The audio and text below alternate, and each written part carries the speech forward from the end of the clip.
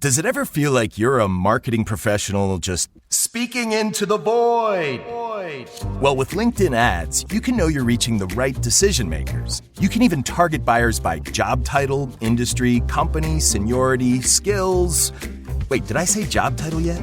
Get started today and see how you can avoid the void and reach the right buyers with LinkedIn ads. We'll even give you a $100 credit on your next campaign. Get started at linkedin.com/results. Terms and conditions apply.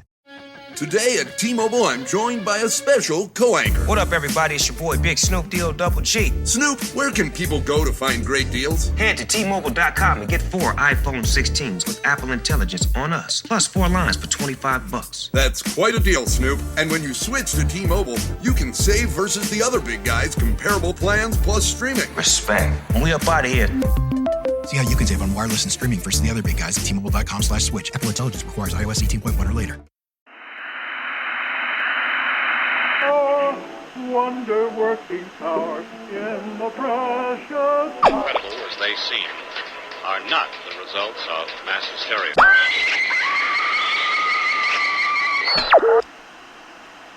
You may wish to adjust the dial.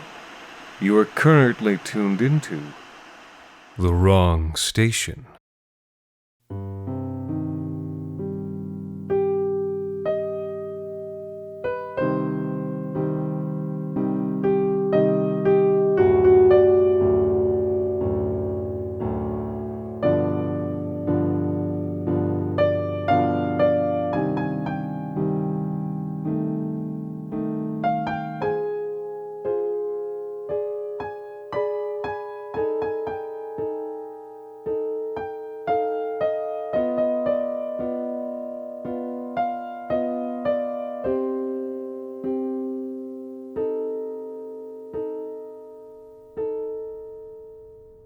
And Moses and Aaron went in unto Pharaoh, and they did so as the Lord had commanded. And Aaron cast down his rod before Pharaoh and before his servants, and it became a monster. Exodus 7:10. The monster knew nothing, and then, to a chorus of gasps, it was born. Its flesh, once rigid, tall, and wooden, had been transformed into thickly corded muscle and dense chitin. The body that had spent so many years upright now lay along the ground, supported by 24 different legs. It was enough to give the monster's newly formed mind vertigo. But there was no time to consider the mild discomfort. Across from where the monster stood, 2 royal priests stood chanting over their own staffs. Within moments, the rich, polished wood had been malformed into 2 more horrible creatures, not unlike the monster itself. These creatures advanced on the monster, baring their fangs and flicking their tails. But the monster was still distracted by its sudden, disorienting birth. It didn't realize anything was amiss until a sharp pain ran up its side. The monster grimaced as ancient venoms violated its new arteries. In a rage, it turned to see that the 2 small creatures had driven their fangs into the monster's many ankles. And so, the monster learned about violence. The monster opened its mouth and screamed, discovering in the process that it could scream. It screamed a sound like wind through a raging brush fire. The feet, what it would later know as human feet, that surrounded the monster shuffled backwards. But the monster did not notice. The scream had alerted it to the length and power of its jaws. The monster twisted its surprisingly lithe body and snapped the creatures up, rending them between its dozens of misshapen and crooked teeth. The monster swallowed, and its eyes reflexively closed as the ravaged bodies became its first meal. And so the monster learned to do violence. The danger now averted, it began to writhe on the ground, slowly learning the use of its claws and the balance of its serpentine tail. There was Much noise, shouts and screams, words the monster did not understand. A man sitting on a throne pointed at the monster and spoke. From the corners of its many eyes, the monster saw a clump of sandaled feet rushing toward it. The feet were accompanied by the bottoms of staffs, similar to the staff the monster had so recently been, except for the cutting bronze edges that topped them. The monster felt a rush of what it would later understand to be fear. It turned and fled the palace, hobbling from where the two creatures had bitten.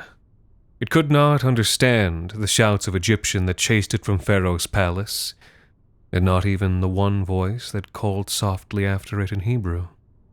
The monster darted between the legs of the stunned crowd and bolted into the streets of the city, the palace guards in hot pursuit. It plunged through the alleyways and over rooftops, but could not outfox the expert hunters and trackers employed by the palace. Its body was too new and noisy. It did not yet understand the art of stealth. But the monster had its own advantages, even if they were a mystery to itself.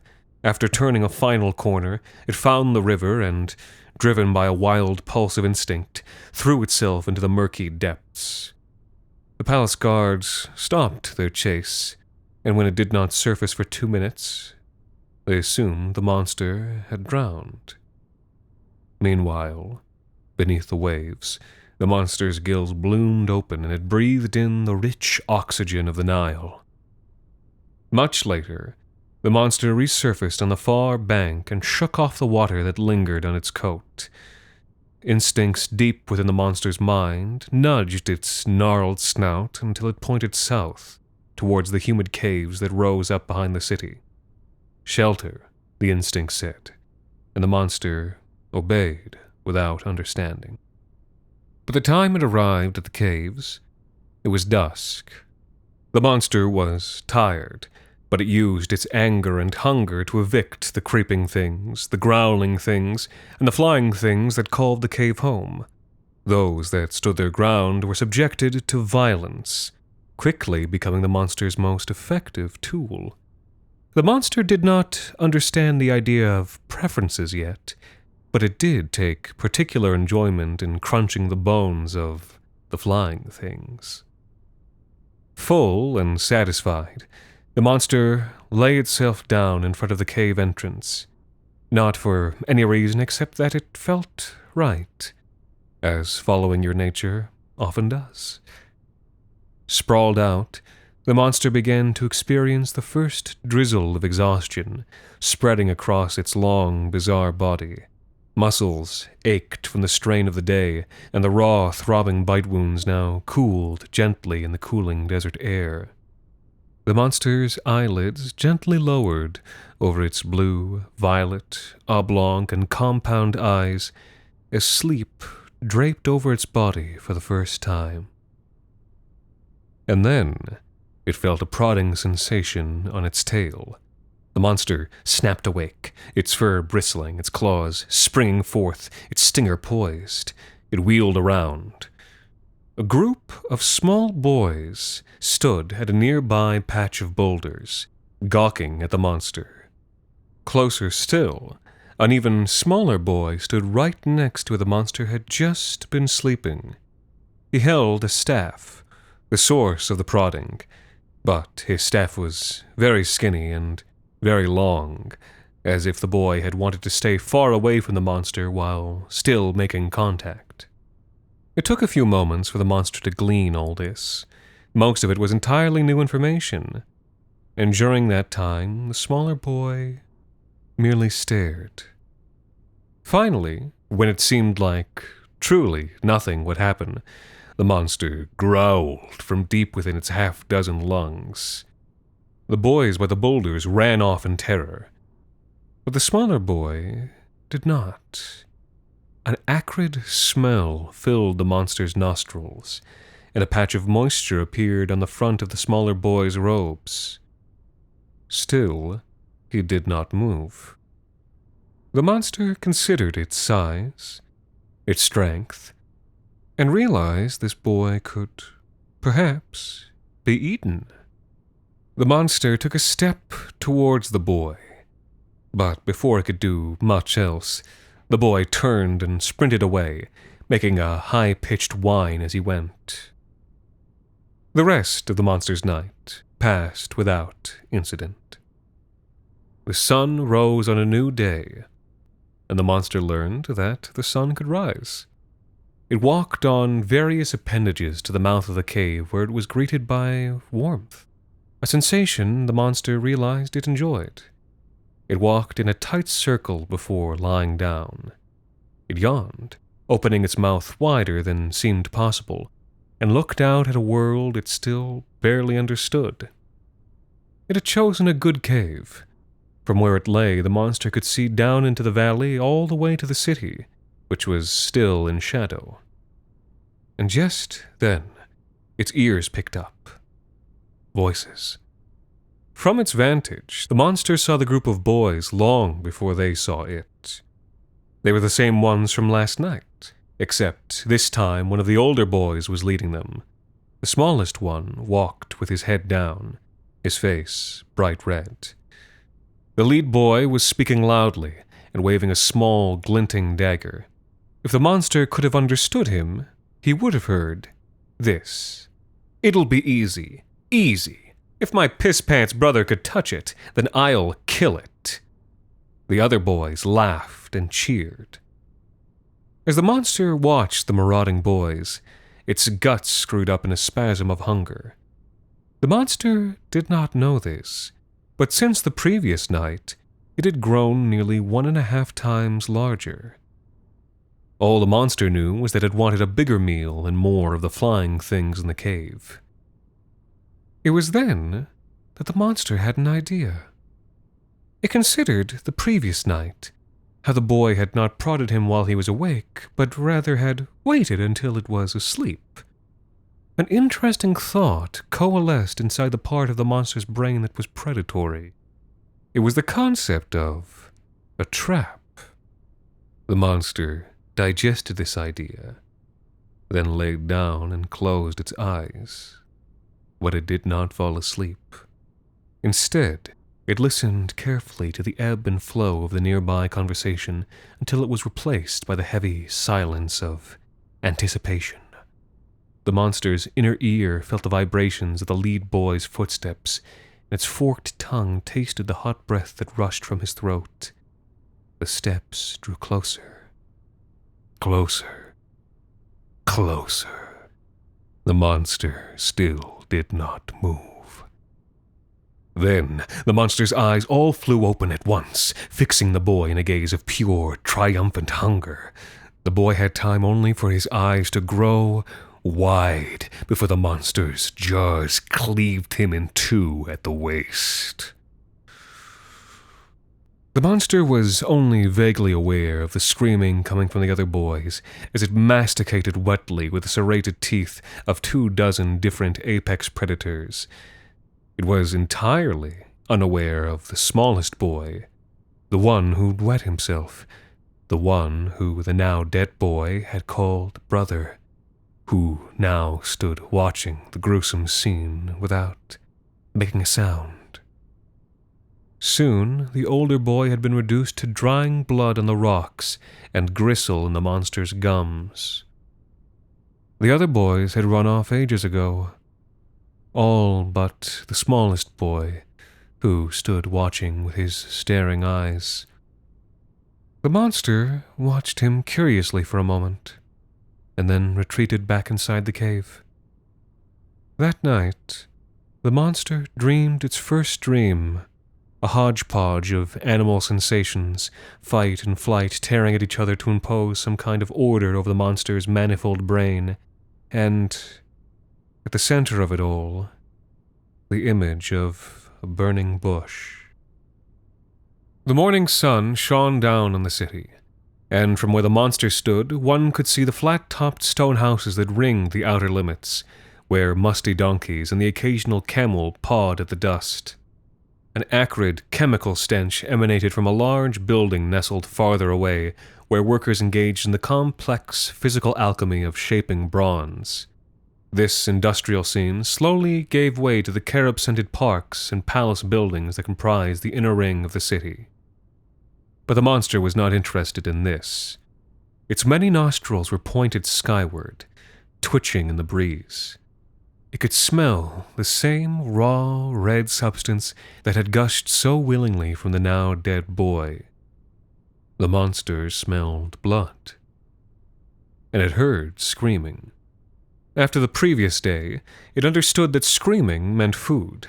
Food for the monster, at least. And so it raced down the hillside on its stubby, long, furred, insectile, powerful, and graceful legs. And as it got closer, it saw people and a panic. These people were much larger than the boys, more like the people present at the monster's birth, and they were running from place to place, eyes white and rolling, mouths shrieking. They didn't notice as the monster slithered down alleyways and in between legs in its pursuit of the blood smell. Finally, it broke through the crowd to discover the river it had swam across only days earlier. Only now, it was red.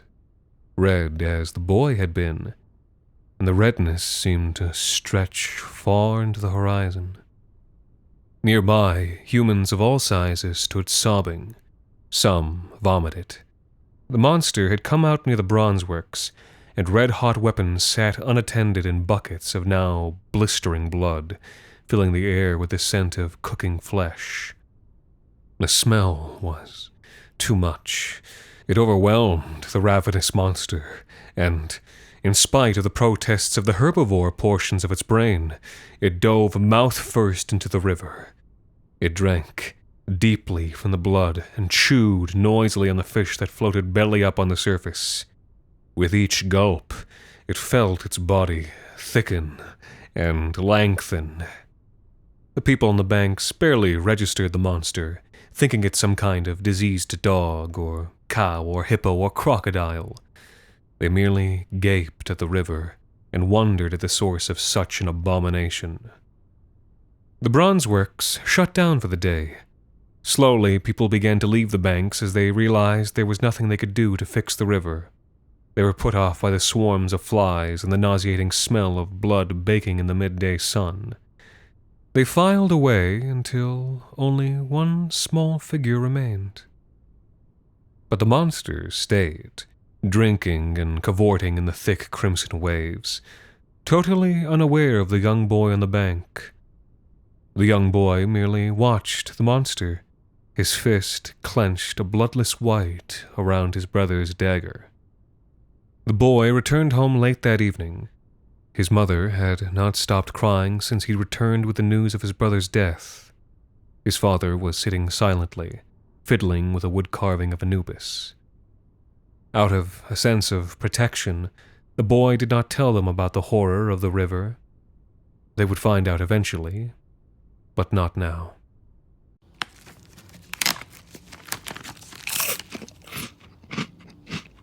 Uh-oh, the last cookie. You can get a new box of cookies in as fast as an hour with Walmart Express Delivery.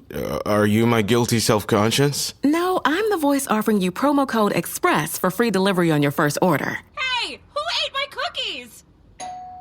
You mean, these cookies? Order now. Welcome to your Walmart. Promotion valid for first express delivery order. $50 minimum subject to availability. Restrictions apply. I was never really a runner. The way I see running is a gift, especially when you have stage 4 cancer. I'm Anne. I'm running the Boston Marathon, presented by Bank of America. I run for Dana-Farber Cancer Institute to give people like me a chance to thrive in life, even with cancer. Join Bank of America in helping Anne's cause. Give if you can at BofA.com/supportAnne. What would you like the power to do? References to charitable organizations is not an endorsement by Bank of America Corporation. Copyright 2025. The boy watched for 3 days straight as the monster gorged itself on blood, growing rapidly with each meal. By then, it was twice as long as a crocodile and 3 times as heavy. Eventually, the people who lived along the banks managed to chase it off, sickened by its red fur and the blood clotting between its chitin plates. After that, the boy spent each day stalking the banks with his brother's dagger, protecting the open wound of the river in case the monster returned.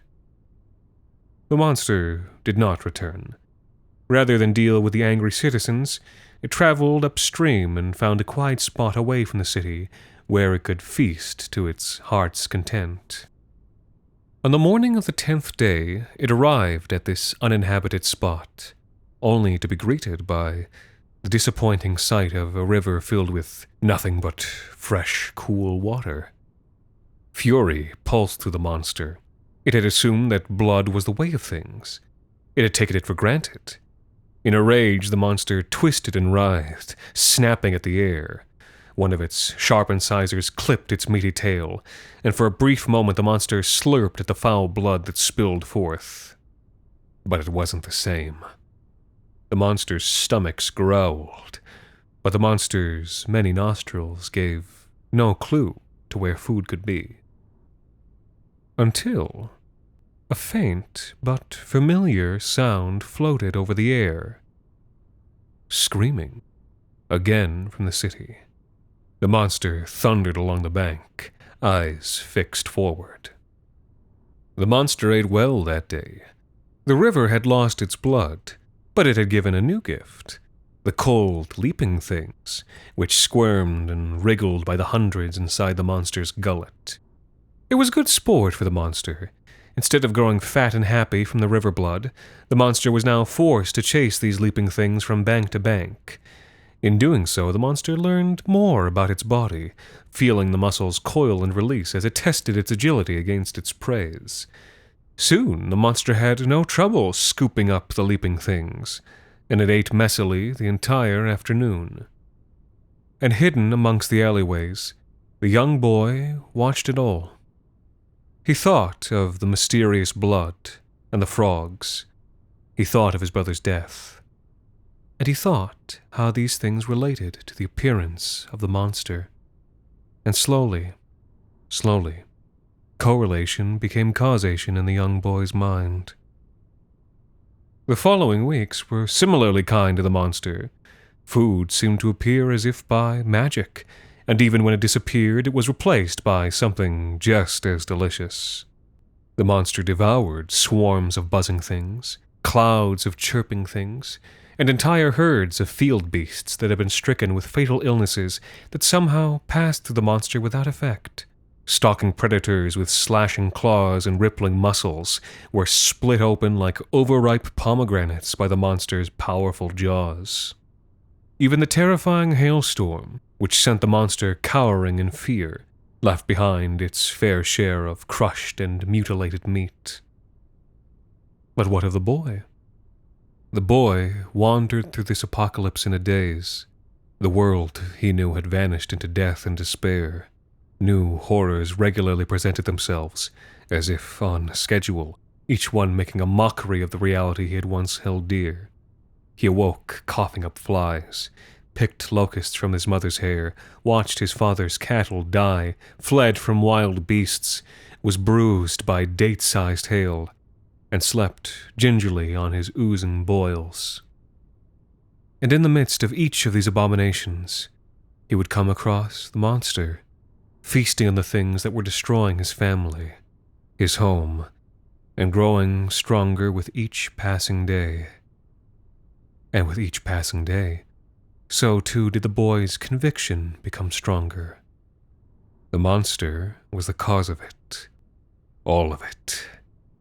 Of course, he tried to rally his neighbors, tell them that it wasn't Ra or Osiris or Set who plagued them. It was the monster. Yes, the monster from the river. It was the one. Couldn't they see how it drew strength from their pain? But whenever he started to convince his neighbors, the city would be assaulted by some new terror, and all his allies would vanish in the confusion. Only the boy remained. By the time the locusts moved on from the destroyed Egyptian crops, the monster was so large it could barely fit inside its cave. It could have eaten an elephant if one were foolish enough to approach it. Instead, after its final locust meal, the monster eased itself into the cave and lay down amongst the scattered bones of long-dead prey. It snuffled and sighed contentedly as it slowly drifted towards a perfect sleep. The monster hadn't learned many things, But it did understand that if it slept at night, there would be light in the morning. But when the monster woke up the next morning, there was not. The monster awoke to a darkness that was impenetrable, even to those of its eyes that were nocturnal. In a panic, it stumbled from the mouth of its cave and skidded down the dusty hill. It sniffed at the air, but it could smell nothing, not even the ambient smell of the desert. It growled in frustration, but even the sound seemed to be swallowed up by the blackness. Even its sense of touch seemed muffled. The monster couldn't tell if it was standing on sand or grass or rock. It was as if all communication between the monster and the outside world had been cut off. The blackness that enveloped the world was the first thing to truly frighten the monster. There was a sense of finality to it, as if the pattern of sun-up, sundown had been permanently fractured and its pieces pulverized. Frantic and hopeless, the monster could think of nothing else to do but carefully feel its way back to its cave.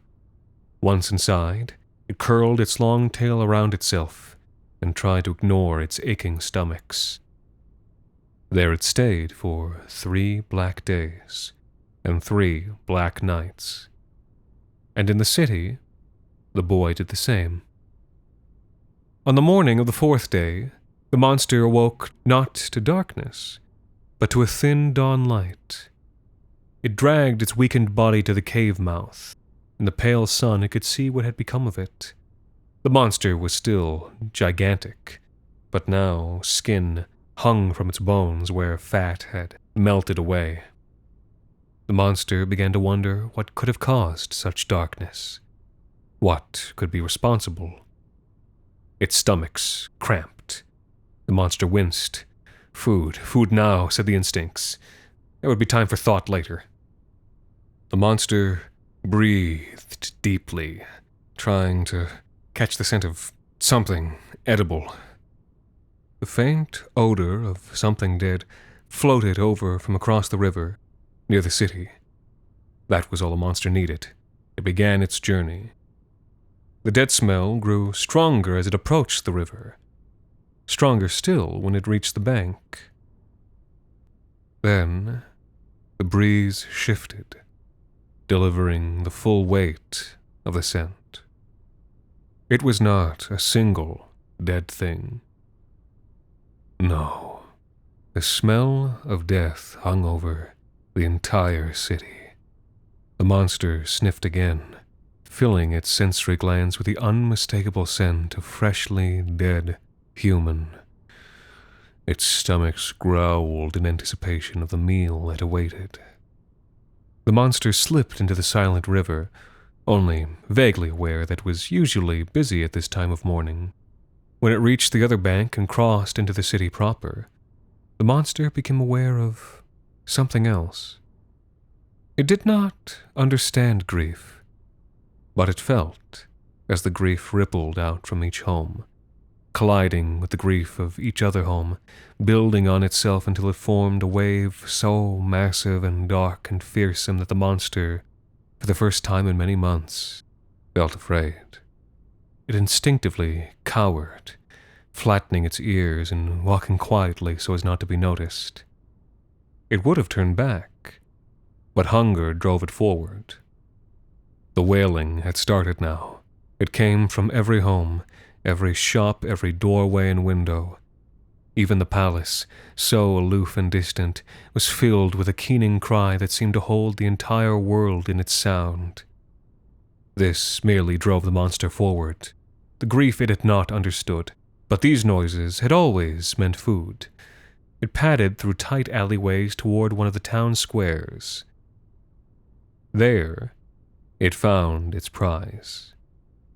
Many bodies. Hundreds of them who had died where they stood, a look of mild shock on their faces. Men. All men. All meat. On the other side of the square, the boy sat in front of his family's home, watching silently, but with rising nausea, as the monster devoured his dead neighbors. The monster's jaws worked quickly, mashing up corpse after corpse with its antler-sized teeth, the wet, smacking sounds mixing with the soft moans and sobs that emanated from the surrounding buildings. As the boy watched, it ate 40, 50, 100 or more bodies before its malformed bulk was satisfied. Then, slowed by sheer weight of the meal, the monster left the city. The young boy was the only witness. His eyes were dry. He had already mourned his firstborn brother. It made sense that the monster who had killed one firstborn could kill them all. This was a calamity. The others could blame Ra, Bast, Set, but the boy knew who was truly responsible for the disasters that had befallen them. He grabbed his brother's knife and began to formulate a plan. That evening, as the monster lay at the cave mouth, it saw something truly unusual. One moment, the city was dark, and the next, a towering inferno was burning down from the sky, suffusing the city with the light of the divine. But nothing seemed to burn. Soon after, the inferno began to move towards the monster's cave. The monster watched as a large group of men, women, and children walked by, shepherded by this painfully bright light. At the front of this group, two familiar brothers walked together. They spoke in hushed whispers about what had transpired in the night, but kept their faces forward so the people they led could not see the tears running freely down their faces. The monster watched with lazy eyes as this group passed, too sleepy to pay much notice. That is, until the flames passed by it. For a moment, they seemed familiar to the monster, as if they duplicated a burning inside the monster itself, a burning it had not even noticed until the moment the flames approached. The monster stood now, and this movement was enough to catch the flames' attention. For a few seconds, the flames hesitated in front of the cave and turned their attention away from the humans and towards the monster. Instinct kicked in. The monster growled and snapped, defending its home. But the holy flames gave no indication of fear. They simply noted the monster, like a farmer noting a scarecrow after harvest, something that has served its purpose and is now merely an eyesore. Within the hour, the flames and the people were out of sight. The sun was high in the sky at this point, but the monster strangely felt no warmth. In fact, it felt an encroaching cold, as if the air itself had lost something essential with the passing of those flames. The monster stretched and huddled against itself for warmth. Sleep did not come easy. The next morning, the sun rose as normal, but the monster struggled to rise with it. Its long, thick body uncurled with snaps and pops that made the monster bark and groan with anger. Its body had never betrayed it like this. Tottering slightly, the monster came to the cave entrance and looked out over the desert, seeing the broken glass path that the divine flames had burned into the sand and dust. It prepared to leave for a day of hunting. And this was when the first arrow hit it. The monster squealed with rage. It twisted awkwardly, seeking the source of the pain. Instead, its writhing brought it face to face with its attacker. The young boy stood just down the hill. Another arrow knocked in his small bow. He fired again, and this arrow found the monster's face. The part of the monster that was a wolf howled. The monster's powerful legs coiled beneath its lumbering body, and it sprang towards the boy. The boy's eyes grew wide. He began to turn to run. But then something unusual happened. The monster did not land gracefully. It fell sideways, shaking the earth as it did, and it slid towards where the boy stood.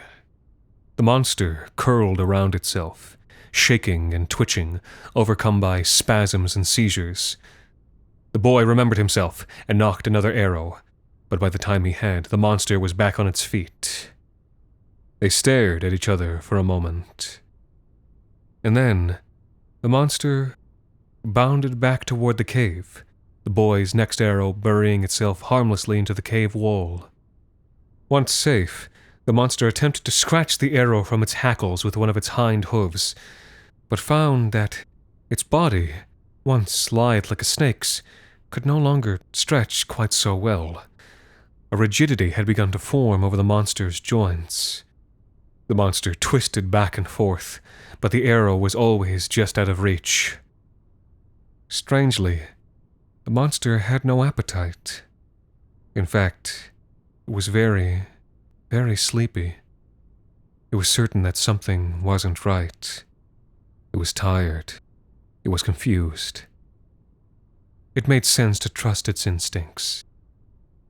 The arrow didn't hurt anymore, but as the monster slept, the blood continued to run free, slowly thickening until it resembled sap. The boy waited at his post for the monster to reappear, not wanting to risk entering the dark cave. When it didn't, he returned to the city. Patience. Patience would be the key. The monster no longer recognized its own body. It had shrunk again, so much smaller than before, not even the size of a goat. Though, despite this, it had still retained much of its length. It was as if someone had grabbed its body from both ends and pulled. As it prepared to walk to the mouth of the cave, the monster realized its limbs were shorter too, stumps that were so painfully stiff the monster could barely move forward. The sun was already beating down on the rocks. Dawn was long past, the monster realized. How long had it slept? 3 days, thought the boy, sitting at his usual spot. 3 days since the monster had last appeared from the cave. Now here it came, and the boy knew his patience had been rewarded. It was so much smaller. It barely seemed like a monster at all. Now was the time. The boy began to circle around the valley, getting in position for his ambush. The monster was unaware. It simply lay in the hot sun, focusing all its energy on feeling the warmth. But no matter what, it didn't permeate the cold emptiness inside the monster. Suddenly, a crippling pain rippled through the monster. Its limbs spasmed, pulling tight to its body as its spine, normally curved, stretched into a straight line. The monster whimpered, and its eyes rolled in their various sockets. It was trapped in this agonizing position for what felt like hours until, all at once, it released. It lay in the dust, panting and shuddering. The boy had moved well. Revenge guided his silent steps until he was just below the ridge next to the cave mouth. He held the dagger close to his chest and whispered his brother's name. Then he leapt from his cover and charged. The monster was even smaller now, barely the size of a dog. It didn't even move as the boy rushed from his cover, blade drawn. To the boy, it didn't even seem like it could move. It just laid there, making a pathetic noise and shaking uncontrollably from toe to tip. The boy slowed slightly. He watched the terrified monster try and fail to run away. Half its legs were useless, and as the boy watched, some of the monster's eyes began to turn a milky gray, just like his grandmother's.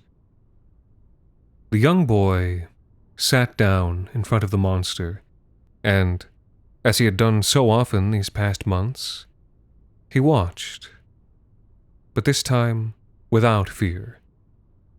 The monster, still shrinking in size and feeling so cold, had the ludicrous impulse to put its head in the boy's lap, and before it could stop itself, the monster had done just that, pushing its ragged face deep into the boy's tunic.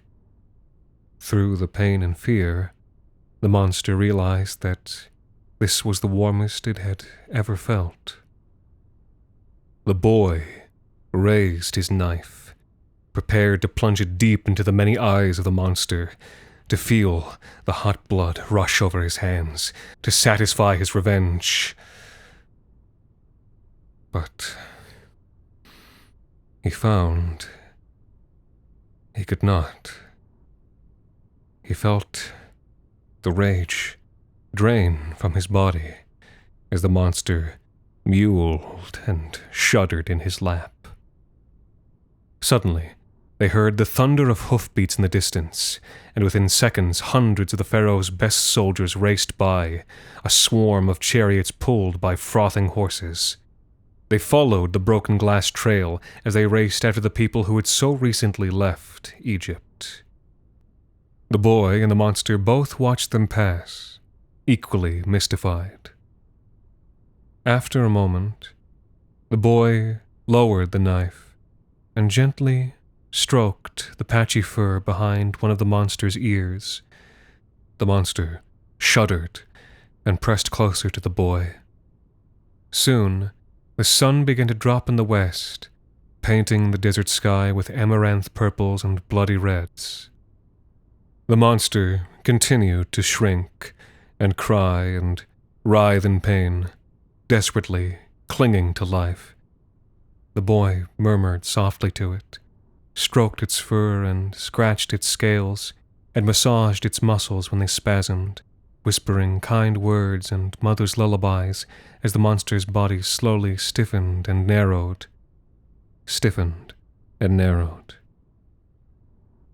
And so, the monster learned about love. Not a moment too soon. When the surviving soldiers returned from the Red Sea that night, they brought with them a story of miracles, of an ocean parting at the will of a shepherd, of a vengeful God that punished and protected according to whims they did not understand. These remarkable tales spread through the streets, from mouth to ear. Within hours, all who dwelt there knew the story. But there was one person who wouldn't hear it, that night. At the mouth of a cave, nestled in the hills just outside the city, there sat a young boy. He sat alone, legs crossed, a bronze dagger on his belt. His eyes stared up at the stars, and his hands rested in his lap, where they cradled, with unusual tenderness, an ordinary wooden staff.